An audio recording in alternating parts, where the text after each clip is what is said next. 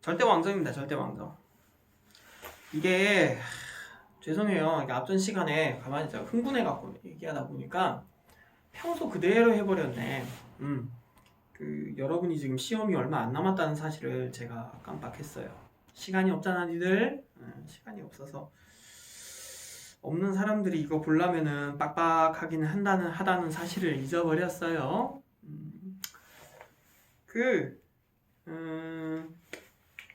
하나라도 빨리 그러면은 줄여서 합시다. 이 영상은 아마 30분 내로 끝내는 걸 목표로 합니다. 그렇게 할게요. 자, 여기 이제 절대왕정 부분이에요. 절대왕정. 사실 그래서 이게 슬퍼요. 제일 재밌는 얘기들 겁나 많은 쪽들이고 여러분들 좋아하는 뭐 왕 얘기들 이런 거예요. 여러분이 싫어하면 어쩔 수 없는데. 자, 교재 많이 봐가면서 할게요. 뭐 일단은 이게 지금 정상적인 상황은 아니니까 욕심을 버릴게요. 앞전에도 하다 보니까 시간이 길어지니까 나까지 텐션이 떨어지더라고.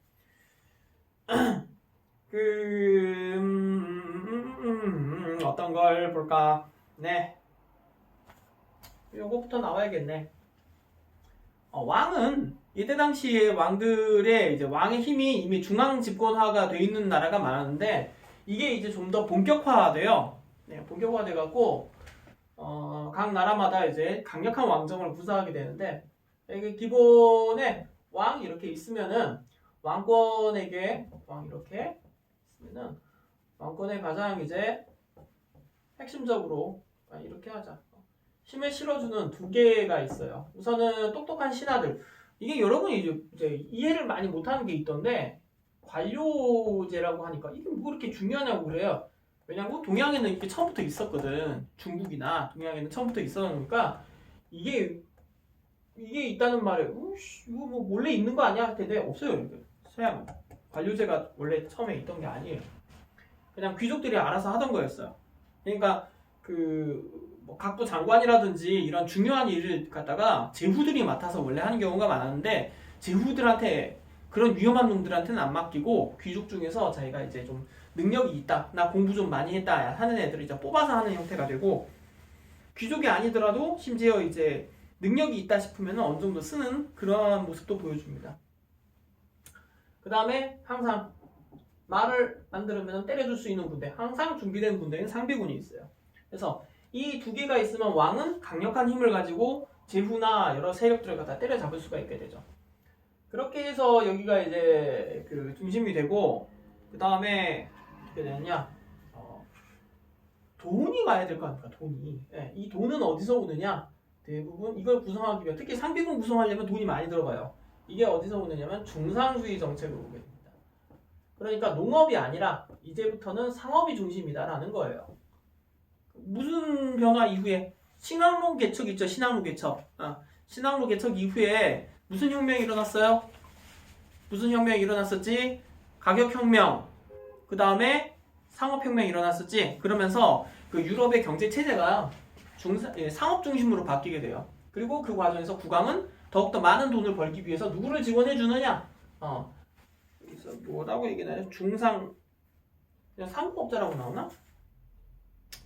신흥 시민 세력이라고 나오네.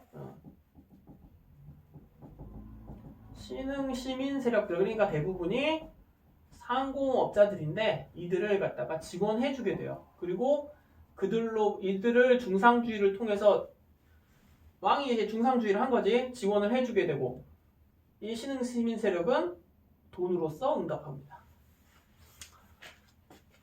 그리고 여기서 이제 왕에 대해서 사상적으로 이제 왕이 네가 뭔데 이렇게 나라를 다스리냐 할 때 왕의 권리는 누가 주셨다?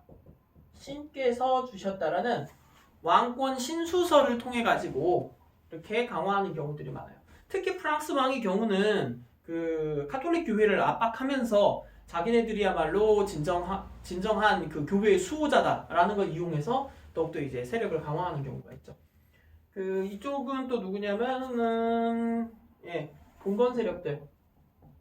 봉건 세력이라고 하니까 그 예전에 있었던 그 귀족들 있잖아요.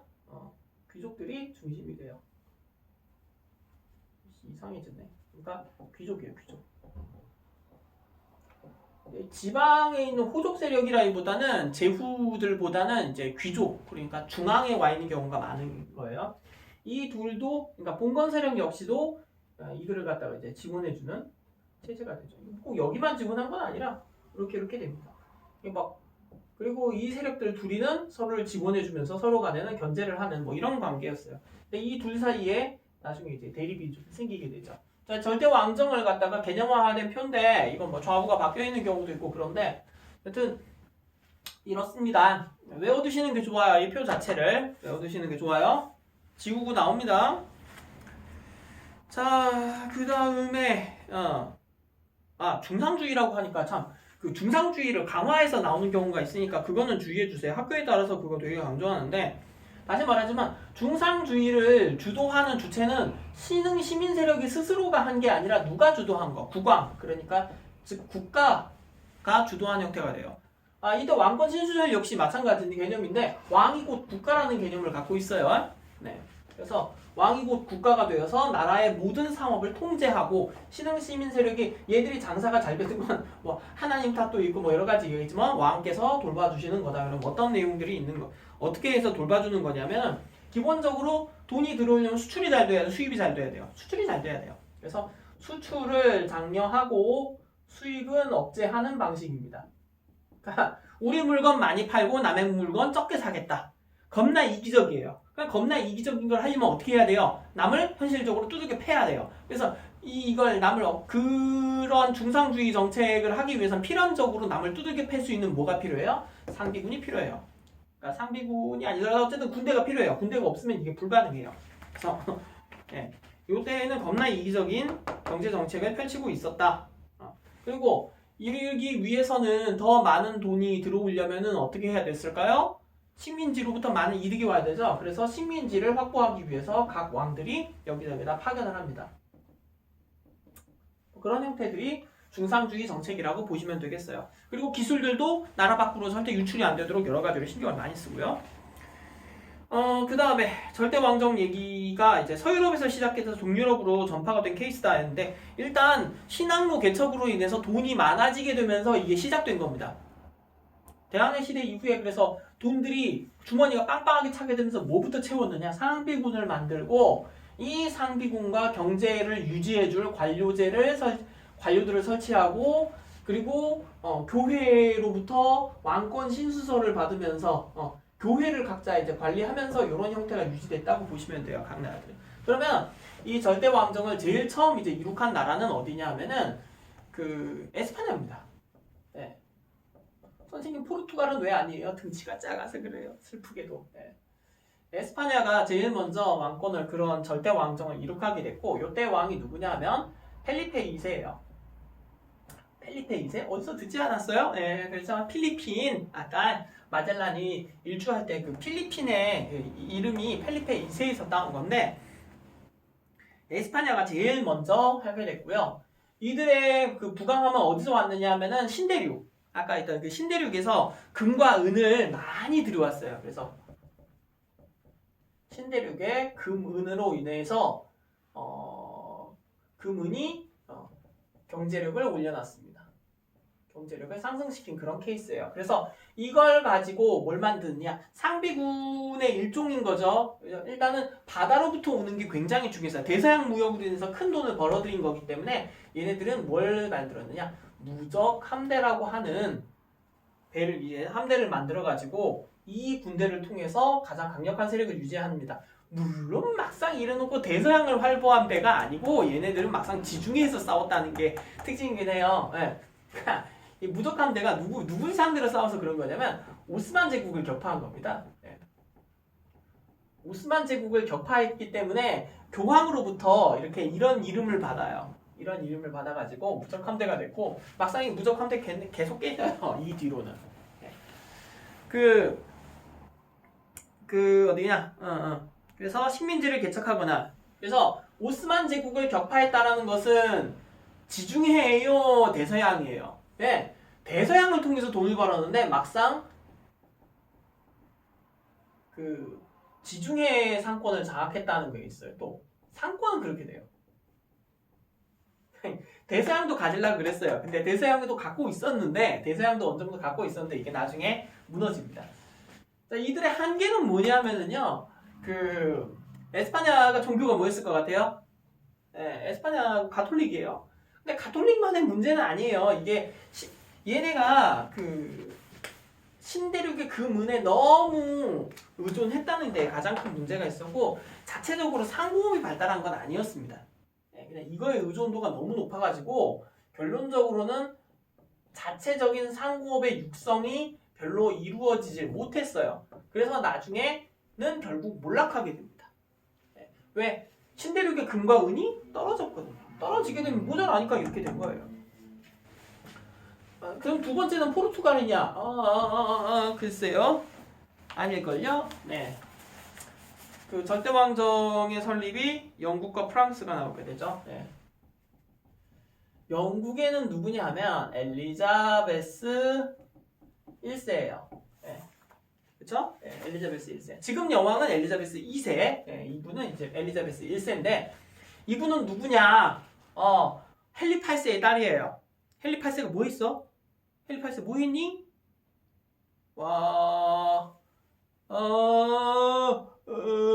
뭐냐고. 영국 국교회 설립했죠? 영국 국교회를 설립했던 헨리 8세의 딸입니다. 그럼 첫 번째의 딸이냐? 아니요. 두 번째 부인의 딸이에요. 그러니까 이 교회 만들려고 그러니까 엘리자베스 1세를 낳기 엄마를 엘리자베스 1세의 엄마랑 결혼하기 위해서 만든 종교가 영국 국교회였던 거예요. 그래서 엘리자베스 1세는 영국 국교회를 갖다가 굉장히 강조합니다. 여기는 안 나오네.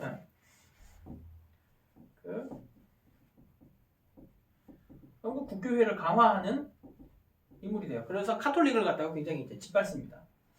그리고 이분에 대해서 이제 나오는 거는 이 무적함대와의 관련이에요. 바로 이분이 이제 무적함대를 격파하면서 식민지를 건설하게 되는 거죠. 이때 한 회사가 뭐냐면 동인도 회사예요. 동인도 회사인데 하여튼 넘어갑시다. 이름 이거 따지기 시작하면 이제 복잡해져요.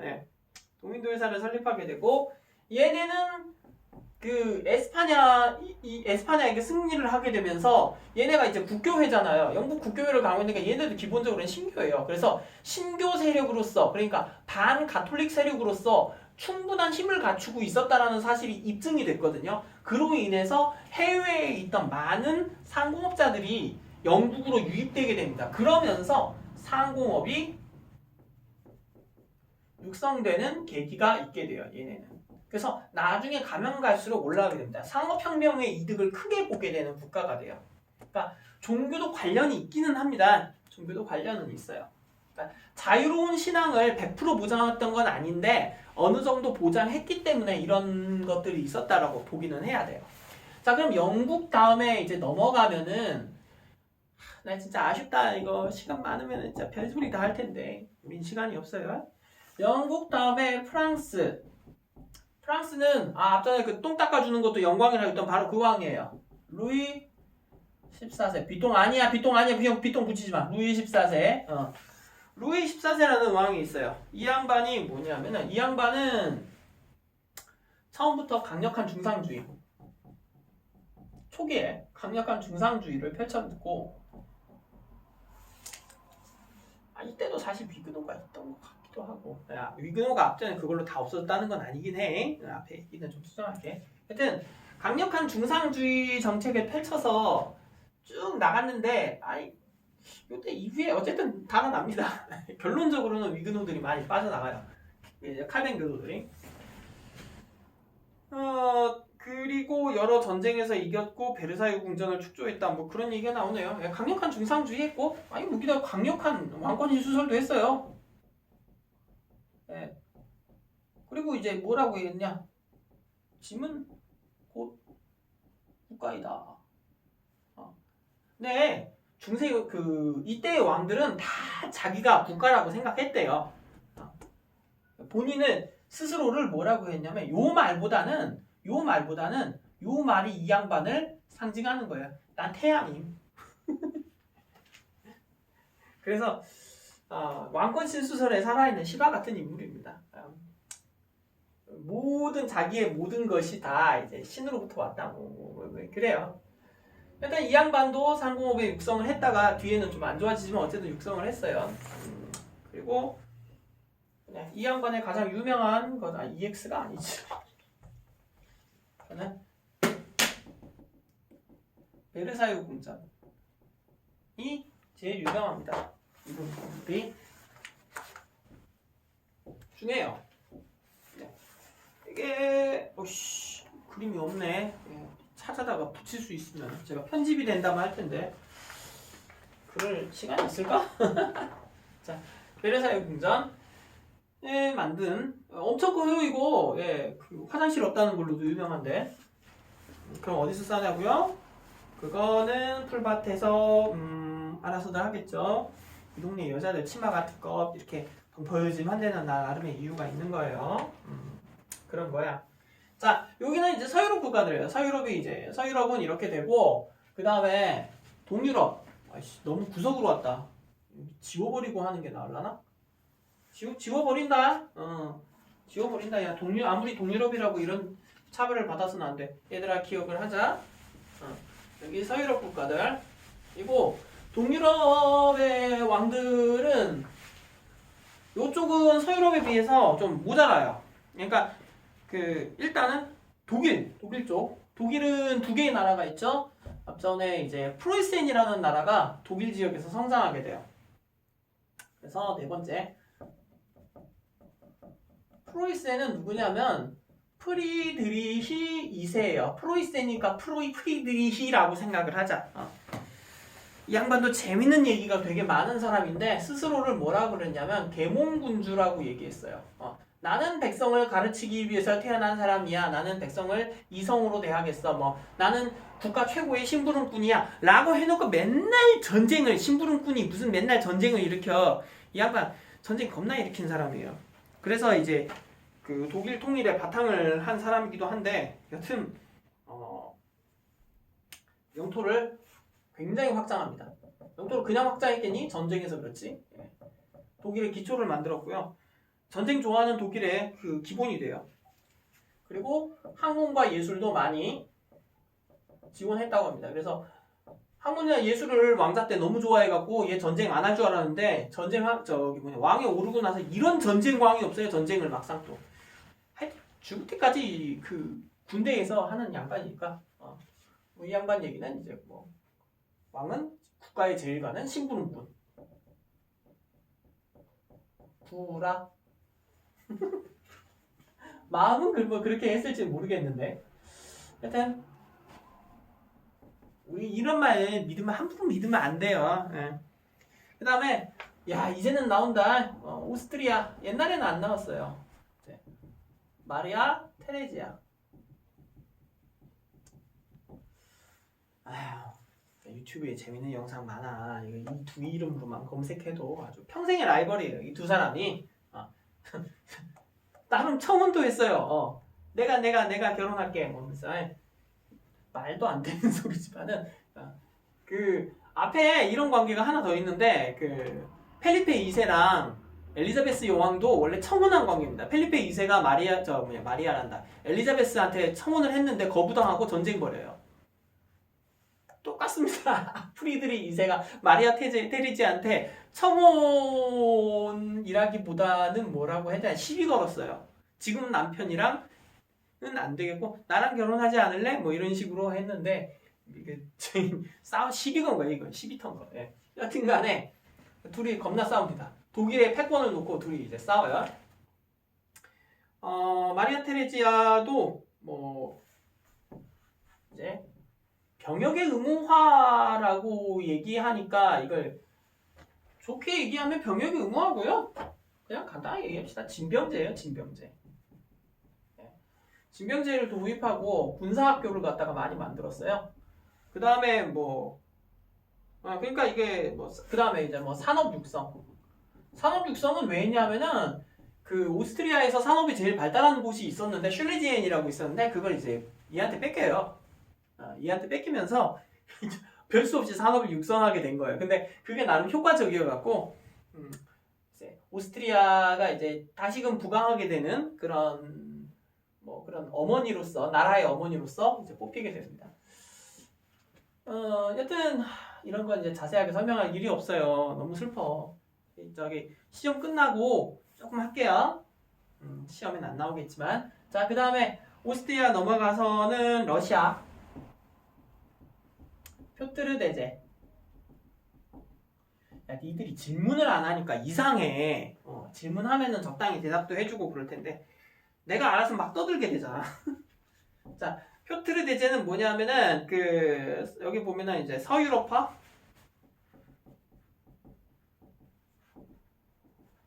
그러니까 그 기본적으로 러시아는 어디의 문화가 가장 중심되어 있어요? 러시아가 어디 문화에 영향을 받았다 그랬지? 그렇지. 비잔티움의 영향을 많이 받았잖아. 비잔티움 문화가 여기에 많이 있잖아. 그치? 근데 그 특유의 문화가 서유럽하고는 잘 이렇게 공유가 되진 않았던 상황이었어. 게다가 원래부터가 그 러시아 문화가 약간 좀 서유럽에 비하면은 세련되지 못했달까 그런 이미지가 이때는 있었어요. 그래가지고 서유럽에 돈이 많이 몰리니까 야, 기본적으로 그게 있어. 그러니까 돈 많으면은 돈 많은 동네는 뭘 해도 멋져 보여. 근데 서유럽에 돈이 몰렸잖아. 그러니까 서유럽의 것이 되게 이제 멋있어 보이기 시작을 한 거예요. 특히 이제 프랑스. 그래서 러시아도 이제 서유럽화를 하겠다라고 서유럽화 정책을 펼치게 돼요. 그래서 대표적인 게 뭔지 아세요? 이게 이제 수염 밀기. 네. 원래 남자들이 이렇게 덥수룩하게 정확히는 이 수염을 민 게 아니고 여기에는 이제 덥수룩한 수염들이 있었는데 이 수염들을 갖다가 잘라버리게 한 거예요. 예. 남자들은 이제 수염을 안 깎았거든. 근데 이걸 갖다가 좀 멋있게 이렇게 좀 이렇게 모양을 내게 깎도록 한 것이 대표적인 정책이었다고 그래요. 이때 막 반발 엄청 났대요. 예. 남자가 어떻게 수염을 미냐고. 근데 뭐 이런 것부터 시작해서 말 안 들으면 다 죽여버렸습니다. 일단 서유럽화 정책을 갖다가 펼치기 시작했고 그 정책이라는 것이 뭐겠어요 이게? 중상주의라든지 상비군 관료제 이런 것들을 보고 따라한 거예요. 그러니까 이 나라들의 정책은요 근본적으로는 어디 것들에 중심을 두고 있냐면 영국과 프랑스의 그 절대 왕정의 시스템을 어느 정도 따라한 것이 이 동유럽 국가들의 특징이에요.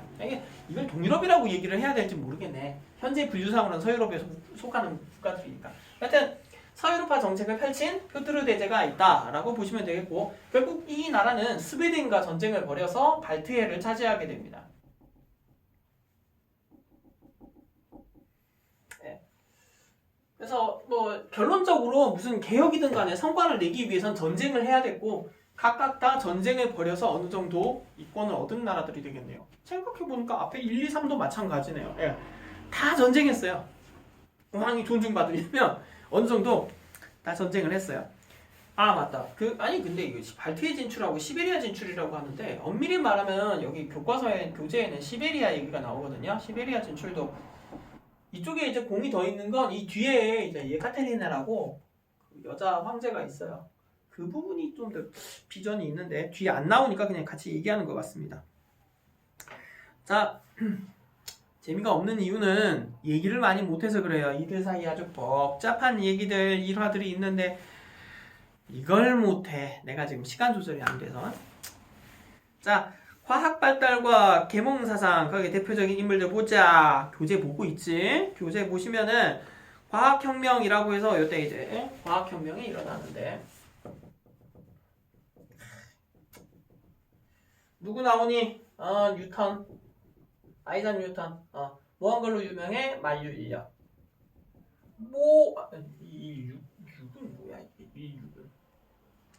만유 인력. 그러니까 모든 것에는 모든 물체에는 인력이라는 게 끌어당기는 힘이 존재한다라는 걸 이제 얘기를 하신 분이에요. 엄청 많이 이제 여러분 이제 조만간 이제 9.8 MH니 배울 거예요. 그 다음에 여기는 영국 분이고 여기는 또 이제 프랑스 분인 라부아지에가 있네요. 이미 배우지 않았나? 화학과 관련되어 있는 원소 처음에 발견하신 분이요.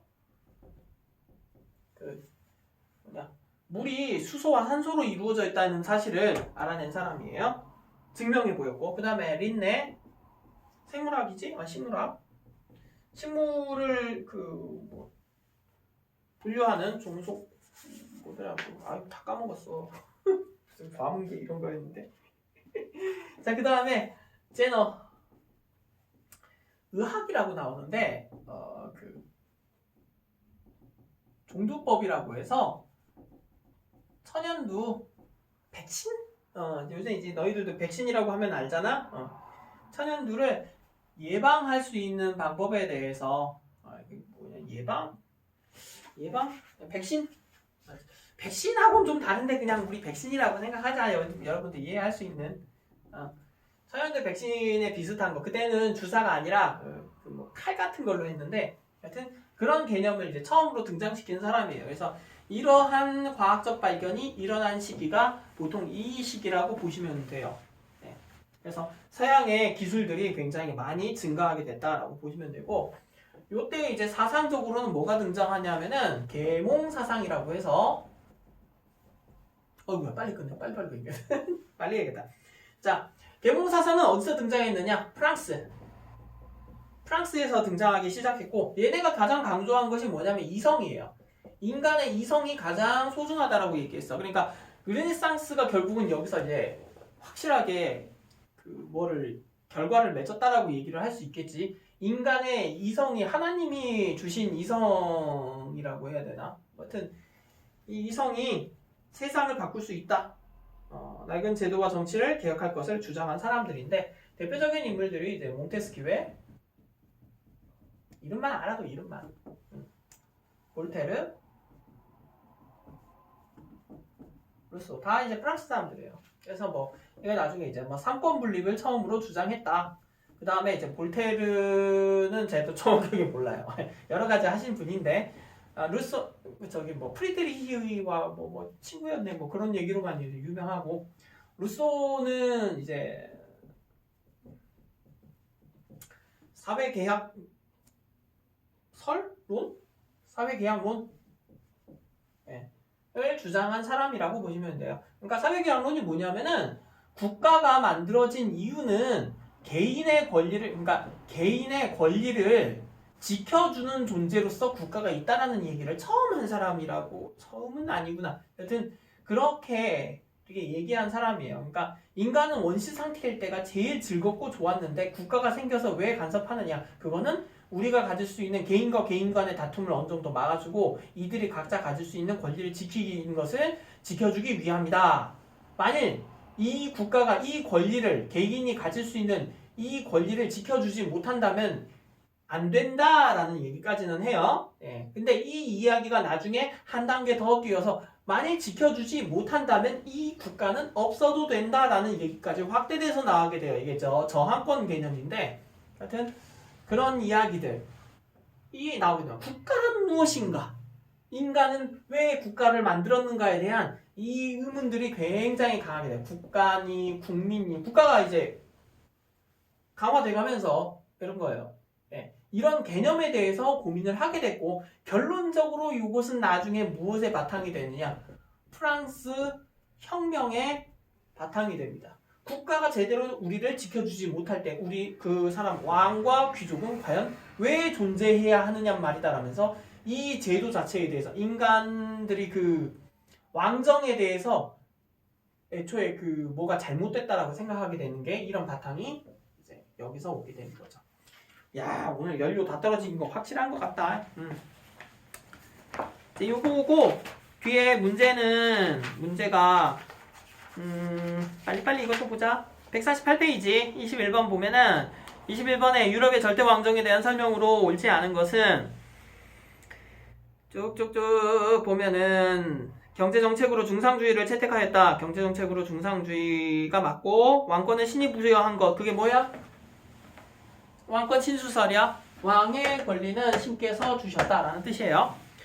절대군주는 신흥 시민을 옹호하는 정책을 펼쳤다. 옹호는 서로 아껴줬다, 돌봐줬다 이런 뜻이라고 보면 됩니다. 관료제와 상비군은 절대 왕정의 제도적 기반이었다. 제도적 기반 맞아요. 군사적 기반이기도 했는데 이거. 절대 왕정 체제를 가장 먼저 확립한 나라는 영국이 아니라 펠리페 2세의 에스파냐입니다. 그 다음에 22번에 중상주의와 관련된 내용으로 옳지 않은 것은 1번 국가가 경제활동을 지원하면서 엄격히 통제하였다. 네, 맞아요. 그러니까 수출을 많이 하고 수입을 적게 할 수 있도록 일부러 어느 정도 간섭을 했습니다. 그 다음에 2번에 16에서 18세기 절대 왕정 시대에 실시된 경제 정책이었다. 맞고요. 3번 개인의 자유로운 경제활동과 자유무역을 주장하였다. 자유로운이라는 얘기는 중상주의랑 관련이 없어요.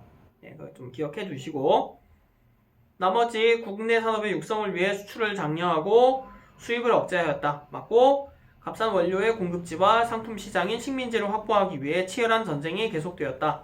전쟁도 실제로 합니다. 23번에 이런 문제가 여기 문제 하나 덜렁 나오는 경우가 많은데 23번 같은 경우가 그렇게 될 거예요. 그 프랑스는 루이 14세 계몽군주 슐레지엔 확보는 이건 누구냐 하면은 프리드리 2세네요. 프리드리 2세가 되겠고, 러시아가 퓨트르데제 태양왕 얘기한 거 누구예요? 예, 루이 14세죠. 그 다음에 프로이센이 프리드리히 2세, 유럽 최초의 절대 왕정은 펠리페 2세입니다. 에스파냐. 그 다음에 에스파냐의 펠리페 2세는 서유럽화 정책. 이거 어디야? 이거 어디? 퓨트르데제죠. 영국 엘리자베스 1세가 무적 함대를 격파하고 상공을 육성하였다. 동인도 회사 설립까지 얘기가 나오면 이게 맞습니다. 24번 인간은 원래 자유롭고 평등하게 태어났다. 국가의 주권은 국민에게 있으며 정부가 공동의 선을 수행하지 못하면 정부를 폐지할 수 있다. 이거 정황권 얘기가 여기 나왔다. 여기 정황권 얘기가 여기 있네. 그게 이제 루소입니다. 루소.